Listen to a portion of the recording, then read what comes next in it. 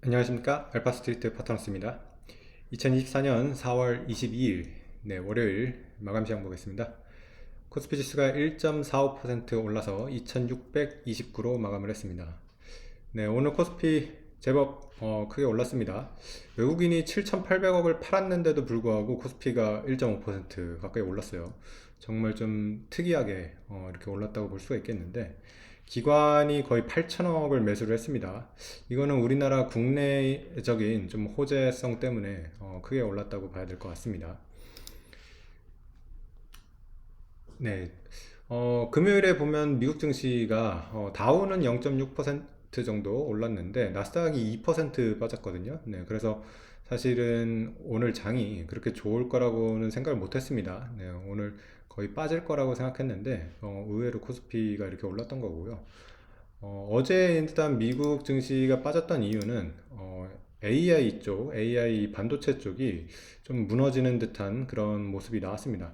워낙 뭐 최근 한 1년은 AI 반도체가 주도를 하는 그런 증시였는데 일단은 그 대장인 엔비디아가 금요일날 10%가 빠지면서 거의 뭐 시총이 하루에 뭐 거의 2, 300조가 날라갔습니다.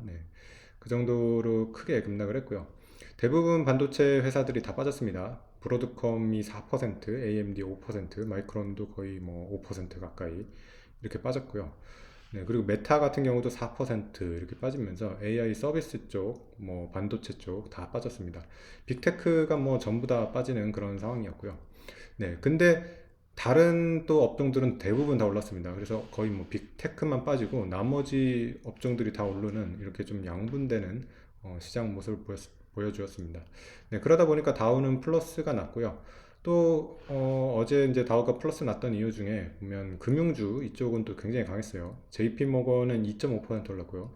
아메리칸 익스프레스가 6% 이렇게 오르면서 거의 뭐 금융주 쪽 상당히 좋은 모습을 보여줘가지고 좀 이렇게 엇갈리는 그런 모습이 나왔는데 뭐 시장 전체로 봤을 때는 사실은 나쁘지는 않았던 것 같습니다. 왜냐하면 다우 지수가 확실히 좀 더 골고루 섹터 분산이 되어 있는 그런 지수다 보니까 다우 쪽이 더 탄탄하게 이렇게 느껴지는 거고요. 그리고 이제 나스닥 같은 경우는 워낙 많이 올랐기 때문에 엔비디아 같은 경우 사실은 최근 뭐 거의 1, 2년 사이에 뭐 4, 5배씩 올라왔기 때문에 조정이 충분히 나올 만한 한 그런 상황이었습니다. 어제 뭐 미국 증시는 그랬고요. 오늘 우리 증시 이렇게 크게 오른 거는 사실 이 밸류업 얘기가 또 나왔습니다. 이번에 경제부총리가 최상목 경제부총리가 밸류업 관련해서 세계은행에서 좀 얘기를 했었는데 지금 일단은 배당소득이 분리과세가 될 것 같다는 그런 지금 기대가 나오고 있습니다. 그래서 이거는 상당히 큰 거라고 봅니다. 만약에 배당소득이 분리과세가 되면 일단은 세율이 굉장히 낮아질 거예요. 특히 이제 대주주 같은 경우는 지금 배당소득 같은 경우는 49.5% 세금을 떼고 있는데 거의 뭐 절반을 떼가고 있죠.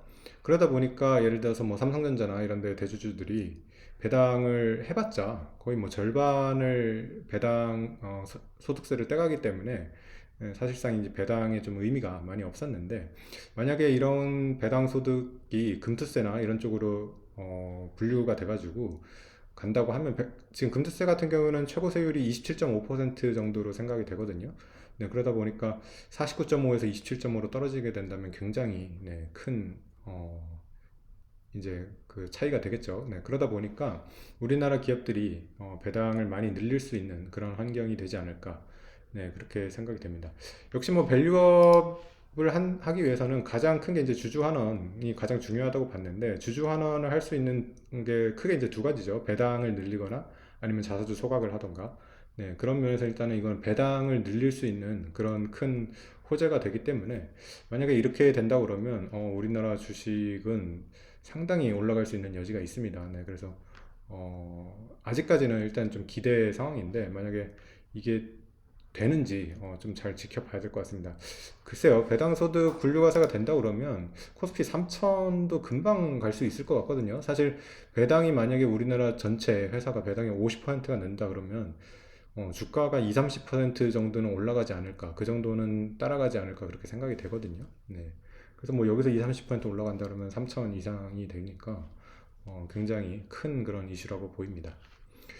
네, 그러다 보니까 오늘 일단 이 밸류업, 뭐 분류과세 이런 거에 좀 큰 혜택을 볼 수 있는 종목들이 대부분 아주 크게 올랐습니다. KB금융이 9%가 올랐고요. 네, 신한지주 6%, 네, 그리고 하나금융지주 8.7%, 메리츠금융주주도 6% 이렇게 오르면서 금융주가 일단 전반적으로 다 올랐고요. 네, 그리고 현대차그룹도 보면 현대차 4%, 기아차가 4% 이렇게 오르면서 현대차그룹도 좋았고요. 그리고 지주사들도 지금 혜택을 보겠죠. 네, 삼성물산이 6%, 그리고 LG 4%, SK도 4%, 네, 이렇게 오르면서 지주회사 쪽도 전부 올랐습니다. 네, 그래서 이쪽이 워낙 상승폭이 컸기 때문에 지수가 좀 크게 올랐고요. 특히 오늘 반도체는 많이 빠졌거든요. 네, 반도체가 빠진 걸 생각하면 정말 다른 섹터들이 얼마나 많이 올랐는지 이렇게 알 수 있을 것 같습니다. 반도체는 아무래도 미국 쪽이 이제 AI 반도체가 많이 빠졌기 때문에 영향을 벗어날 수는 없었던 것 같습니다. 삼성전자가 1.9% 빠졌고요. 하이닉스가 1%, 그리고 한미반도체 같은 경우는 7% 이렇게 빠지면서 역시 최근에 너무 많이 올랐던 그런 종목들이 더 많이 빠지는 그런 모습을 보여줬습니다. 삼성전자 같은 경우는 상당히 좀 아쉽습니다. 왜냐하면 삼성전자는 그렇게 많이 오르지는 못했거든요. 네, 근데 떨어질 때는 뭐 같이 이렇게 떨어지는 게 좀 삼성전자가 많이 약하다 보니까 좀 주가적으로는 좀 실망스러운 그런 모습이 잘 보이는 것 같습니다. 네, 다른 지표들 보시면 원달러 환율은 뭐 1379원 정도에서 거래가 되고 있고요.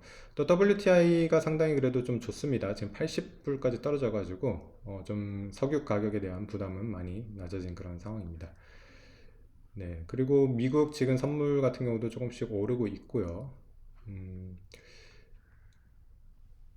네, 미국 국채 금리는 뭐 여전히 높긴 합니다. 4.6%대 뭐 이 정도에서 머물고 있습니다. 뭐 여기서 더 올라가기에는 사실은 좀 부담스러운 그런 자리라서 국채 금리가 뭐 이렇게 좀 떨어질 거라고 기대는 좀 하고는 있습니다. 지금 4.6% 상당히 높아 보이긴 하거든요.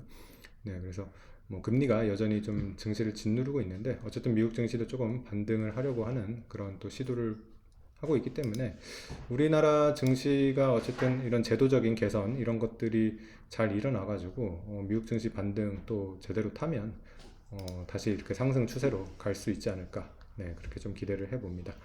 자, 일단은 우리 증시 보면 최근에 2700대에서 이렇게 많이 빠진 다음에 어느 정도 지금 바닥권 이렇게 지지를 하는 그런 모습이라서 여기서 좀 반등을 해서 이렇게 올라가는 그런 모습이 나오기를 좀 기대를 해보겠습니다. 네, 오늘 시장은 여기까지 하겠습니다. 감사합니다.